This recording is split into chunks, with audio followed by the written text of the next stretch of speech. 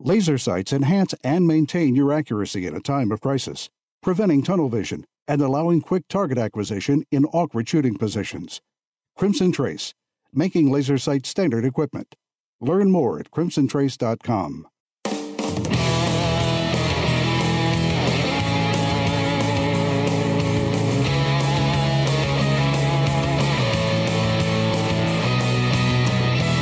Today on Tom Gresham's Gun Talk, it's been 10 years since the Supreme Court's decision in District of Columbia versus Heller. What exactly did the ruling mean for gun rights? And where are we a decade later? Plus, call in with your questions, comments, and range reports at 866-TALK-GUN. And now, here's Tom Gresham. All right, welcome. It is Gun Talk, and I am Tom Gresham. I am your host, of course, because that's what we do here. We talk about guns. If you'd like to join us, be a part of the party, give me a holler, 866-TALK-GUN, or just dial me at Tom Talk Gun. Now, here's the deal. We are actually on the 26th is the official date, 10 years into the Heller decision, the famous Supreme Court decision that so many of us hoped for, and I'm not sure we actually counted on, but it was monumental. And then, of course, the follow-up with the McDonald decision really made a ton of difference. And yet, there's always the and yet. And who better to talk about the Heller decision than the man who stood there before the Supreme Court and actually argued the case, who's joined right now by Alan Gura, who, of course, was the guy right there. Hey, Alan, how you doing? Doing great, Tom. Thanks again for having me back. You bet. So we talk about this being 10 years from Heller, but actually it started at least a few years before that when Robert Levy started to, out of the blue, says, hey, let's do this thing. How did that happen? Well, that's a great question, Tom. Essentially, for a long time, the federal courts had rubber-stamped this very casual, offhand view that the Second Amendment only protects the so-called collective right of people to have guns while they're serving in a state military organization, or the right of states to organize a militia to resist the federal government, which is kind of a strange theory if you think about the history of our country. But in any event, the Second Amendment was never really examined in much detail or much depth, at least not by courts. Academics were a different subject. Anybody who studied the Second Amendment in a serious fashion understood that it secured an individual right to keep and bear arms, including primarily for self-defense, that this was the framers' ratification of an old right understood in English law, which had existed for a long time and was upheld by English courts. It was reflected in the Declaration of Rights that, William and Mary acceded to. And it was something that the framers thought was important. They codified it, yet it lay dormant for a variety of reasons. And in a sort of sloppy, offhand way, it was ignored and shunted off to the side. Now, it was almost mocked by a lot of law schools. Everybody else is kind of like, yeah, there's the Second Amendment, but don't pay any attention to that. That's right, and you have to understand, for much of our country's history, we didn't have any federal gun laws. Not until the 20th century, there were just not many federal gun laws to be challenged. And ever since the aftermath of the Civil War, the Supreme Court had held in large part that the Bill of Rights didn't actually bind the states, and it took until the 20th century for even the Supreme Court to acknowledge that grudgingly, bit by bit, the Bill of Rights protects people against action by their state governments. And so even if you had some state regulation of guns in the 19th century going forward, there wasn't really a role to play for the Second Amendment. And also, of course, many states had their own right to keep and bear arms provisions in their constitutions, which were being enforced more or less from time to time. So the Second Amendment never really got litigated. There was not much opportunity to litigate it, and it was mocked by people who have a different point of view as to its value. And that's sort of where things went until we got to the late 20th century, and then by the 1990s, early 2000s for certain, the academic viewpoint had shifted. It had become the standard view by people who seriously studied the Constitution that, yes, the Second Amendment does secure a meaningful individual right.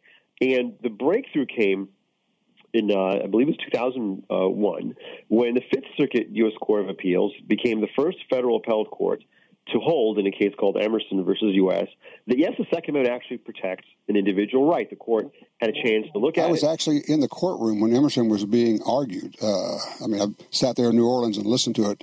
It was breathtaking to hear the government attorneys say, yes, no one in this country has a right to own a gun.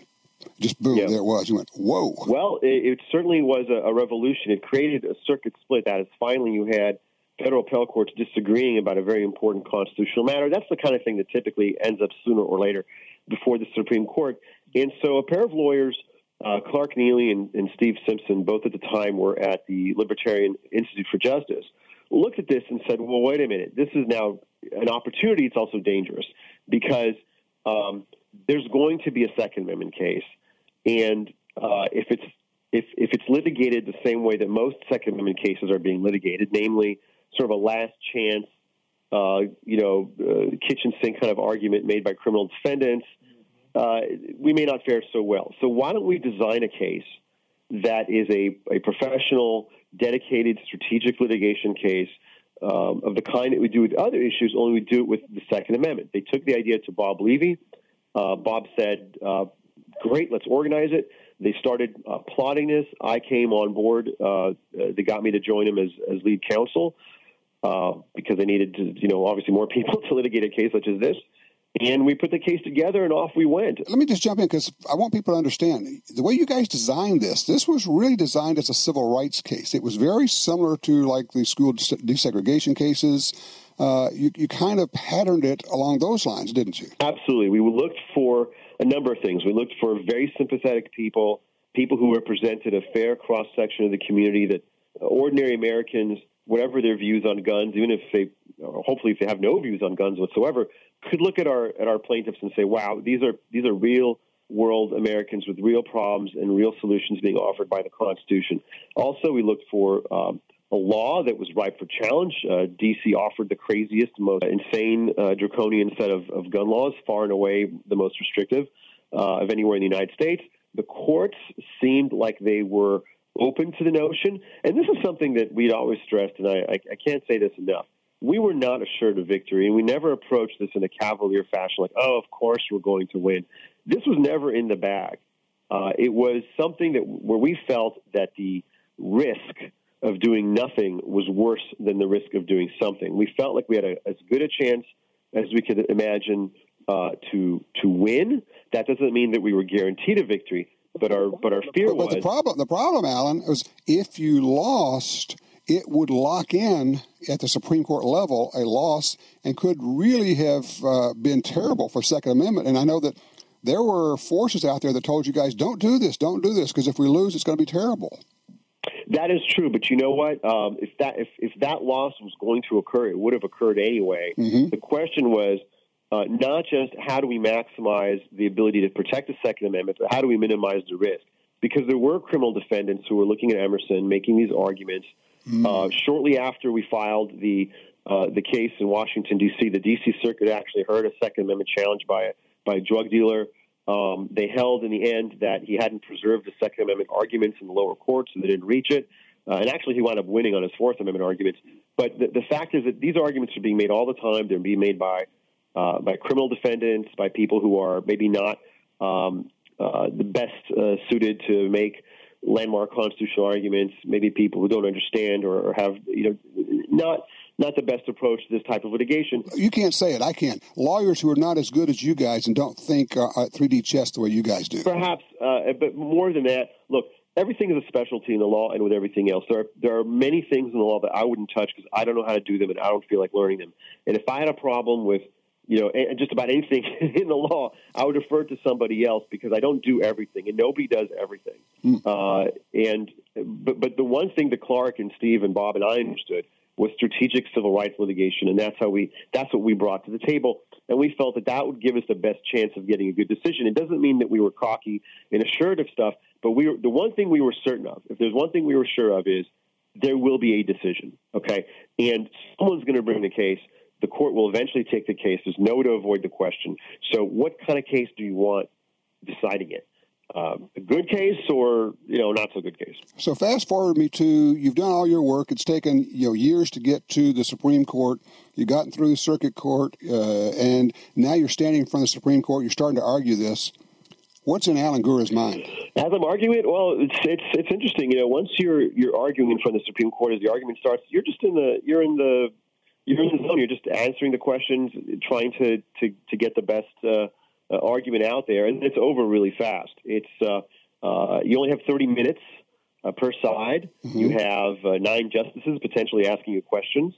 It was what we'd call a hot bench. That is, the justices obviously had done a lot of homework and were interested in poking holes in either side of the case. So it was a very interesting argument. It was over very fast. It was an honor to do it. It felt great. And I think we all left that courtroom feeling like we had a likely chance of prevailing. And in fact, we did. We wound up getting a terrific opinion. I wish it were followed more frequently. But the opinion itself, people like to pick at it and find certain imperfections or things they wish would have done different. I think on balance, this was a home run for the Second Amendment. You couldn't get a stronger opinion. And just because not everybody chooses to understand it or follow it doesn't change the fact that the text of what is now published in the U.S. reports is very good for the Second Amendment. All right. Well, Alan, hold that thought for a second, because when we come back, I want to talk about, that's what happened, but where are we now? It's 10 years later, and are we reaping the benefits of this, or what's going on? We're talking with Alan Gura, the lead attorney in the famous Heller decision, and then, of course, the follow-on, the McDonald decision, which incorporated this Second Amendment right to the states. We will be back in just a minute with more Gun Talk. The pistol that redefined pocket carry just got even better. The Ruger LCP-2 has improved sights, an easy-to-rack slide, a larger textured grip surface for a secure grip and recoil reduction, and a short, crisp, single-action trigger pull for real-world accuracy. It's so small and light that there's no reason to ever leave home without your LCP-2. A serious pistol in a pint-sized package. Learn more about the LCP-2 at Ruger.com. Tactical professionals who put their lives on the line every day depend on Surefire. Since 1979, Surefire has designed, machined, and assembled the finest flashlights and weapon-mounted lights right here in the U.S. From everyday carry flashlights with 1,200 lumens and mil-spec hard anodized finishes to the most reliable weapon lights on the market for duty use or your home defense firearm, Surefire has what you need. American-built, American strong. Visit Surefire.com.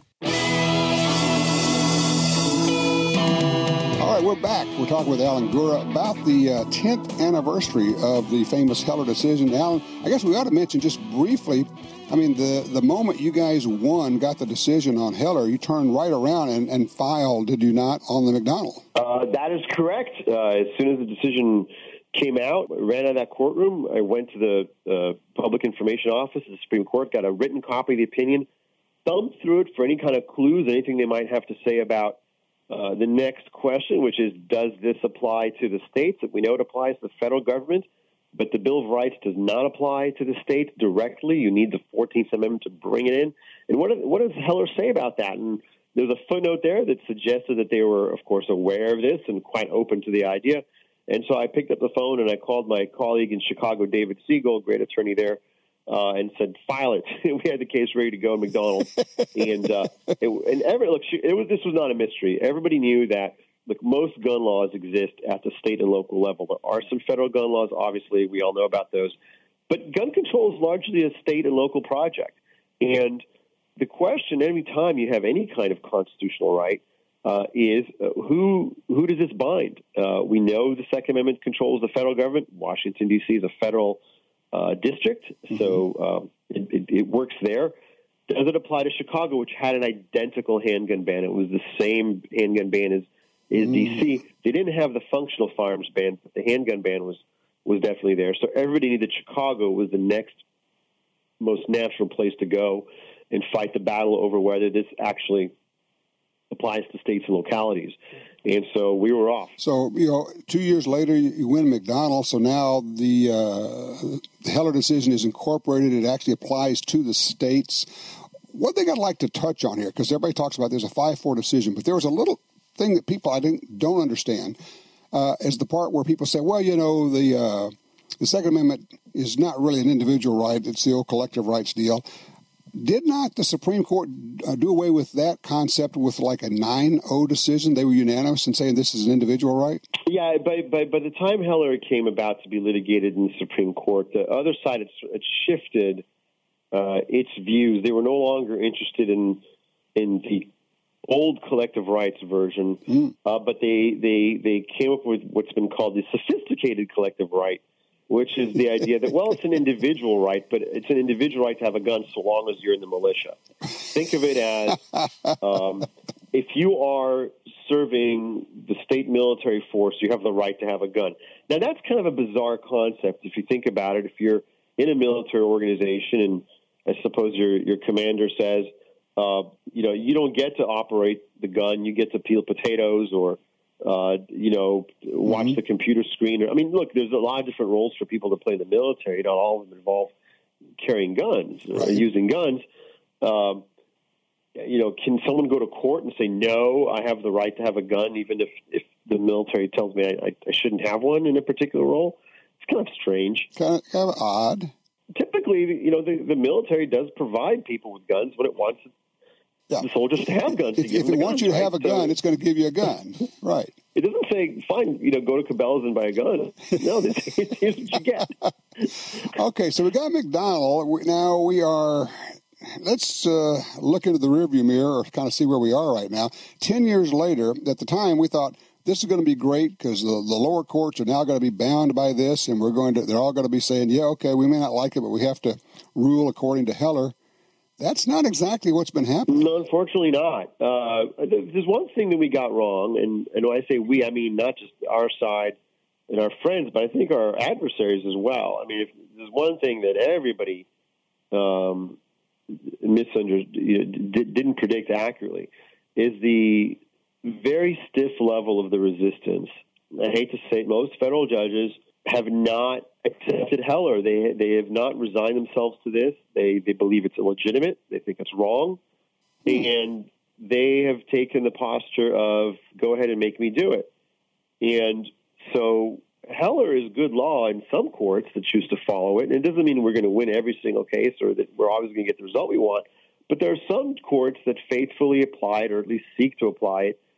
And there are some that are more results-oriented where you get opinions that, to me, read as though they're, not perhaps the best interpretation of Heller. And in fact, this is not just me saying it, but there have been some very liberal commentators who are not fans of the Heller decision who have said quite plainly that Heller has become symbolic in many ways and that courts are offering not the most reasonable interpretation of the case, but the one that is, most palatable to society. And they think that's great, of course, that lower courts can selectively ignore precedent that is uncomfortable for them. Can I offer that the problem there is that, the courts are saying, yeah, okay, we're going to basically ignore Heller, and if you want us to stop doing this, then Supreme Court's going to have to take some action, but we're not even getting that. So that's right. The Supreme Court has quite apart from the Second Amendment issues and debates, the Supreme Court has,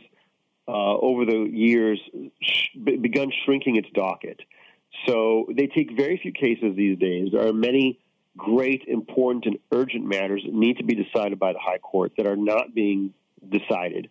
The lower courts are not stupid. They understand that the likelihood of getting Supreme Court review of even important, urgent cases is minimal.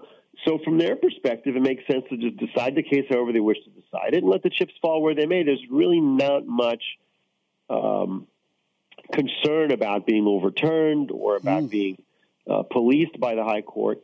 And, of course, some of the justices have noticed this, too. Every once in a while you'll see some justice write dissenting from the denial of review in a case, saying, right. "Oh, we really need to take this. What are we doing?" But the court does not take very many cases these days, and especially when it comes to the Second Amendment, it seems to be very averse to taking anything. And so the message is to the lower court, do what you want. That's going to change at some point, Tom. I mean, that's not going to be forever. You would have to imagine at some point in the future history of our country, the Supreme Court will take another Second Amendment case. But until that happens, it's really, Heller has become optional. So what, if anything, can we do at this point? I mean, my brain leaps ahead to say, of course, if we can confirm more justices who would like to hear the Second Amendment or believe the Second Amendment, or lower court judges, so we can, get some of these lower court decisions, because, as we know, the lower courts, the appellate courts, are basically where the decisions are being made, and exceedingly rare that it gets to the Supreme Court. I mean, is that our only course right now, is trying to fill some of those seats? The selection and confirmation of federal judges is in some sense a political process. The judges are nominated by the president. They're confirmed or not by the senators, and American people vote for senators and for presidents. So this is, you have to make clear to your elected officials that you are paying attention. This is important to you. You want judges who are going to implement the Constitution. You can't control the outcome in every single legislative battle over this bill or that bill. And you have no idea what future laws will be proposed or imagined by future legislatures and Congresses. But what you can do is make sure that whenever the law, whatever it happens to be, gets challenged, that it will go before a judge who is committed to enforcing the text and original meaning and history and tradition contained in our Constitution. And if you have a judge who is committed to that, you will be okay more often than not. If you have a judge who thinks the Constitution is just a bunch of words into which they can insert whatever policy views they'd like, then it means nothing, and good luck. I hope I hope that things work out for you. That's all we can really do. All right. Well, Alan, I just wanted to thank you for everything that you've done. We have grown to be friends. I've been able to work with you on some things. I appreciate your dedication and your hard work and your not just smarts, but your common sense, because a lot of this takes some common sense of, okay, what is actually accomplishable, if you will. And I just want to thank you for everything that you've done.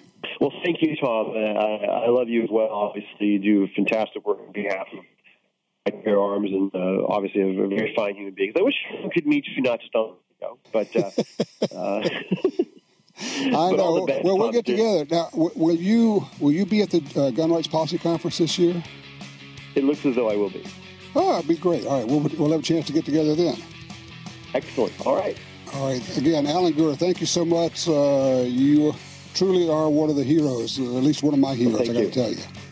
Well, thank you so much. Bye. Oh, man, that was fun. Alan Gura is always great to talk with. Talk about a smart guy. I'm glad he's on our side, I got to tell you. Yeah, we're not there yet. Heller is important, but we're not getting the support that we need in the lower courts. We'll see. Maybe putting some more justices in, maybe some more judges in the seats was what we have to do. Maybe that's a role for each of us to have in talking with our elected representatives. Tom Gresham here. It's Gun Talk, 866-TALK-GUN. Be right back.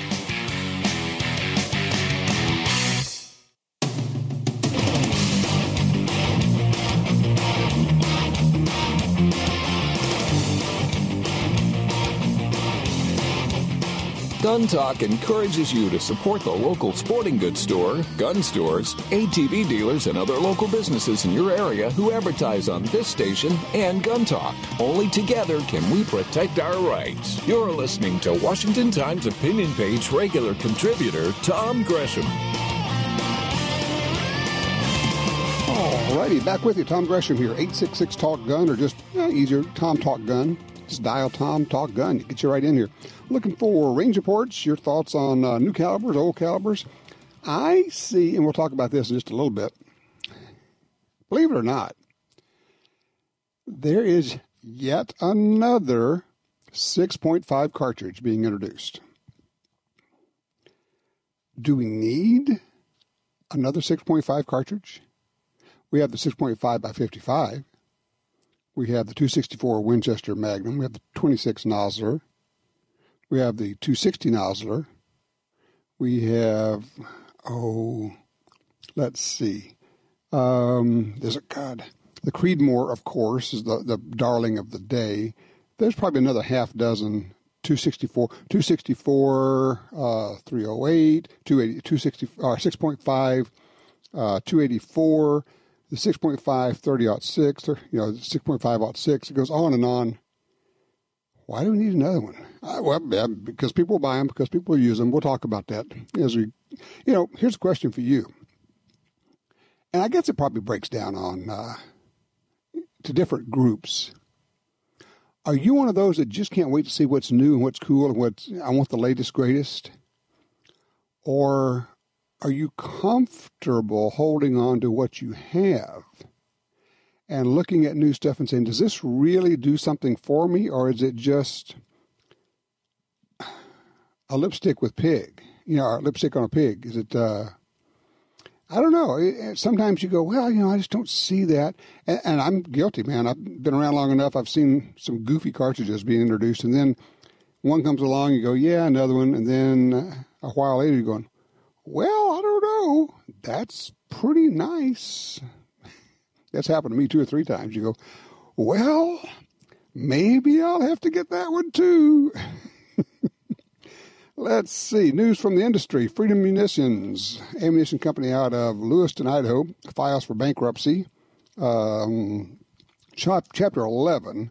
So they're saying Freedom Munitions will continue to manufacture ammunition, ship orders, and provide the best service possible. They said, we are still here and plan on maintaining a steady path of manufacturing cost-effective ammunition and moving forward towards a positive future of Freedom Munitions.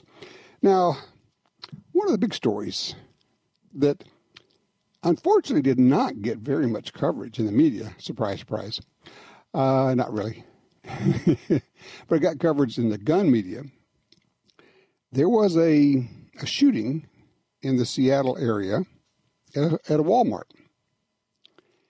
And not to draw it out too much, but a guy carjacked a 16-year-old girl and then went to a Walmart in that area there, went in and fired some shots into a display case, and then tried to carjack another car, shot the driver of that car, at which point it wasn't the police who showed up, not that they wouldn't have and were coming, but it was just a guy who showed up, a GGW, good guy with a gun, GGWAG, GGWAG, good guy with a gun, GGWAG. The thing is, and he goes up and, well, he killed the guy. He killed the bad guy, the carjacker, the guy who just shot the guy. He stopped it right there, made it happen right there. Not calling, not waiting, not worrying, not hiding, not cringing, not cowering. Who was this guy? Well, he's a pastor. What? Yeah. He's a pastor. And he's also an EMT. As soon as he shot this guy and killed him, he went over and started helping the driver of the car that was carjacked, medically helping him. He was interviewed. It was interesting. He said, it's not something I wanted to do, but I felt like I had to. He says, I carry a gun not because I want to shoot somebody, but I want to protect people. I want to protect myself. It was exactly what you or I would have said, and probably what you or I would have done. You see somebody trying to carjack a car and shoot somebody. What's your course of action? Well, the answer is always, it depends. Do I have my family with me? Am I alone? That's a factor. Do I want to draw them into a gunfight? Is there a way to get away from them and go try to deal with this? Do I gather them up and move them away? But if you're alone and you see this going on and you see a bad guy shooting good people, I have kind of changed my viewpoint on this. I really have. Used to say, well, no, not my problem. I'm going to get away. I'm not going to inject myself into the situation. You never know what's going on. And that's certainly true. There are disputes. I mean, there are a lot of things. But in this case, you see a guy going like from car to car and shooting people. Going, okay, I think I got a handle on this one. I don't think this is a case of who's the bad guy here. So there you go.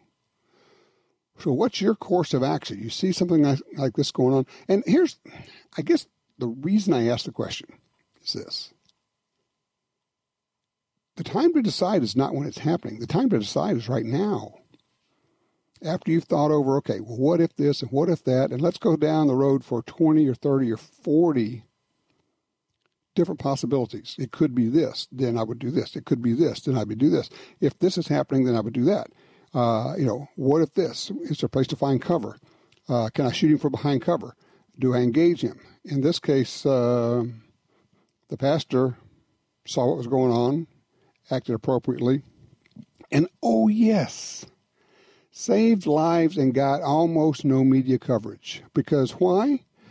Because the media doesn't want the public to know that good guys with guns save lives every day. Thousands and thousands of times, not a year, not a month, not a week, a day. Thousands of times a day, good people with guns use guns. Good people with guns use their guns to stop crime, save themselves. Not according to me. Not according to the NRA. That's according to the CDC and the research that they've been doing. 2.6, something like that, 2.6 million times a year. Amazing stuff. All right, here's the question on the floor. You see something like this going on. Where are you now? Do you engage? Do you sit back? What is your go-to course of action? 866-TALK-GUN. Get you in here. I'm Tom Gresham, back with more Gun Talk.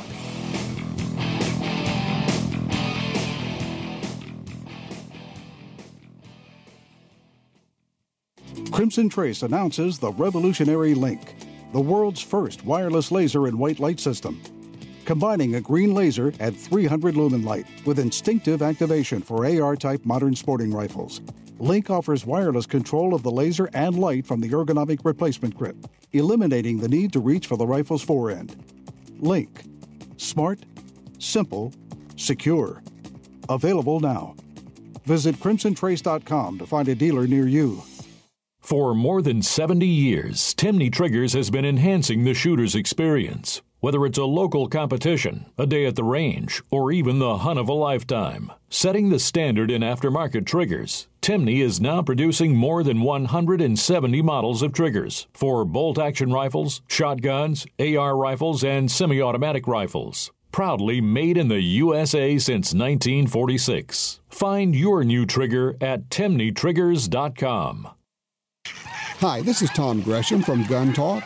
America is losing critical wildlife habitat at a rate of 1 football field every hour. It's happening on the Louisiana coast, but it's critical to all sportsmen and conservationists. These precious wetlands provide winter habitat for more than 10 million ducks and geese annually, waterfowl that migrate north through dozens of states. Don't shrug it off. Get involved. You can help. Visit vanishingparadise.org.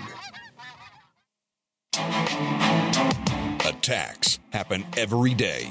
How will you react? See real people put into real-life criminal attack situations on First Person Defender.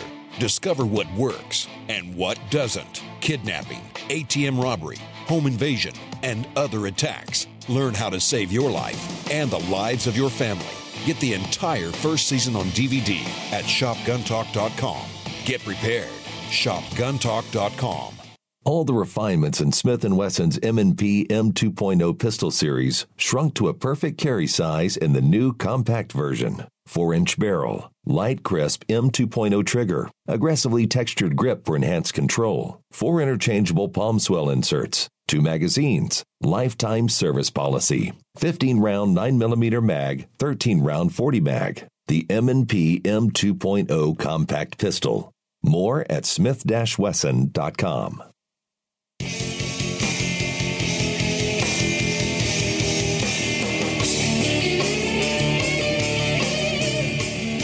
Hey, by the way, First Person Defender is back. If you check on YouTube, you can see that we have our first ones up. This is a couples year where we have 2 people, teams, going into situations and getting attacked or something, carjacked, home invasions, robbery attempts, all the rest of it. And we see how they do, and then we coach them up and give them some help, some ways to deal with the situation. And then we put them through another situation, a similar scenario. It's never exactly the same. And then we see what they do. It's pretty cool. First Person Defender, check it out. It's on YouTube, Roku, Amazon Fire, on Gun Talk's Facebook page, Apple TV, a lot of other places. Check it out, guntalk.com. Let's see. Oh, yeah, we're doing giveaways. I got to get this in because we like to give away things. Let's see. The Brand Avalanche giveaway. Go to guntalk.com/win. We're giving away 4 different price packages. Each package has guns and ammo and lots of other stuff out there. So go to guntalk.com/win. This one's interesting because it's a continuation of something that's really caused us concern, and that is the slide fire people, when they close their doors, that's the bump stock people, but the bank that they process their orders from, and they had a lot of orders, according to slide fire, is sitting on $1.6 million and the bank won't release the money. Say what?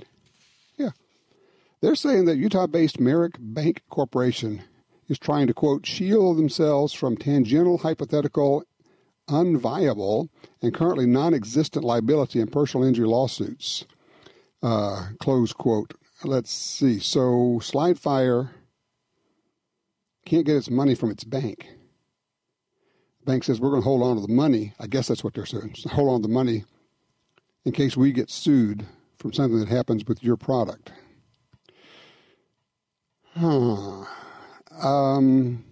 The left is pretty open these days. They used to talk about this stuff behind closed doors. Now they're saying, the way we can get rid of guns is we can starve them of funds. And so they are making calls on and going to financial institutions, banks, credit card companies, investment companies, and saying, you don't want to be involved with these guys, people like these people.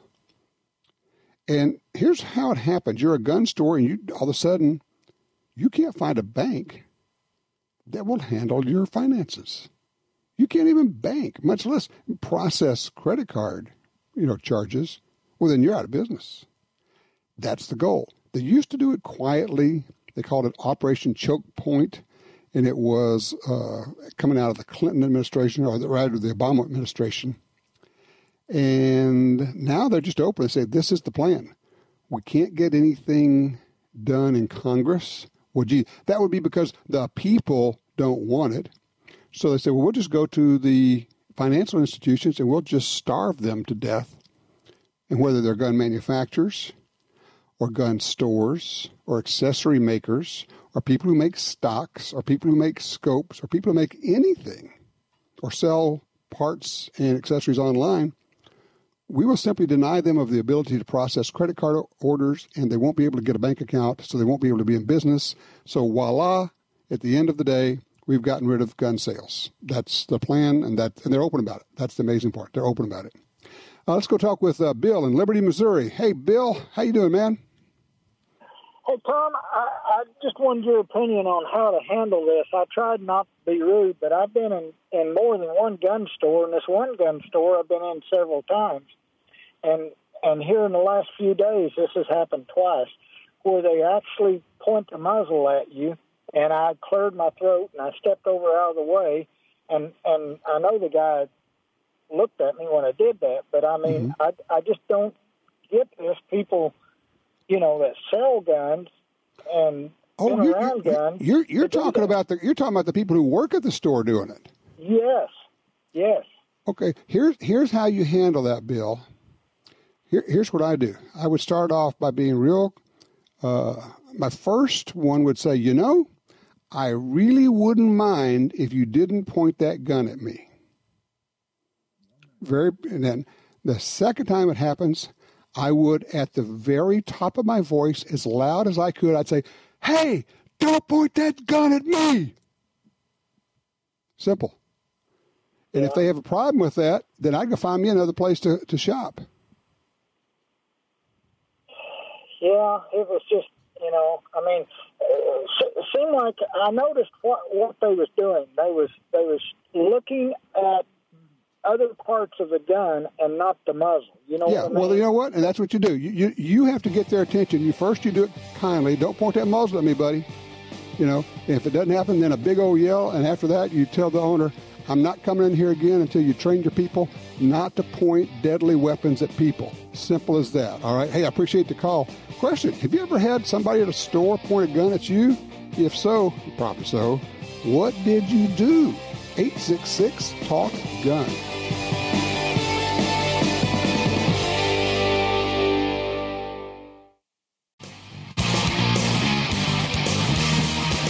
Let's drop down to line 3. I want to get Casey in here from Rogue River, Oregon. Hey, Casey, what happened, man? Hey, it was like within the hour. There's a real nice park here in Rogue River. It's got absolutely kid-friendly, and I took my 4-year-old grandson down there. He was playing in the sprinkler that the park guys had going. Next thing I know, these 3 huge dogs are coming up on me, and I had my dog leashed off to a pole. And these two guys that, for lack of a better term, just kind of set my hair rising on the back of my neck. Mm-hmm. And I said, hey, get your dog. And the guy says, oh, my dog's fine. I said, how am I supposed to know that? How am I supposed to know your dog's okay? Your dog's too close to my grandson, and my dog is a little guy, right? Then the guy started mouthing off. And I'm like going, you're antagonizing me. You need to leave. So I'm packing a 9 on my hip underneath my jacket, but I'm not going for it at all. And I'm, the guy's getting a little closer, so I had a choice. My choice was pull out my cell phone, make a fake 911 call, and say, hey, it's a red Chevy Suburban heading down the road, license plate such and such. And, man, they hauled out of there pretty quick. Really? So I have to assume these guys were less than honorable individuals, but it was kind of coincidental. I'm pulling out of the park. I'm listening to your show that I try and catch every Sunday, and I just had an instance where I'm packing a gun and I need to get out of the situation. If the situation escalated, I had a way to get me and my grandson out of there. Well, I like the way you handle it. You were trying to find every way you could to not have to go to gun, and at that point, I don't think there was anything justifiable to pull a gun out. Pulling out the phone, doing the fake 911 call works. Of course, the other thing is just to go get your, get that little guy and take him and say, look, we're out of here. We're leaving. Just pull yourself out of the situation. But congrats. I think you handle it real well. Way to go, Casey. And I appreciate that report. Bruce is in Tioga, North Dakota on 4. Bruce, carjacking. You're looking at it. You're trying to figure out what's going on. What do you do? First thing I do is step back and take a good long look at what's going on, who's around. It's the same kind of thing that happened in Aurora in the theater situation. Mm-hmm.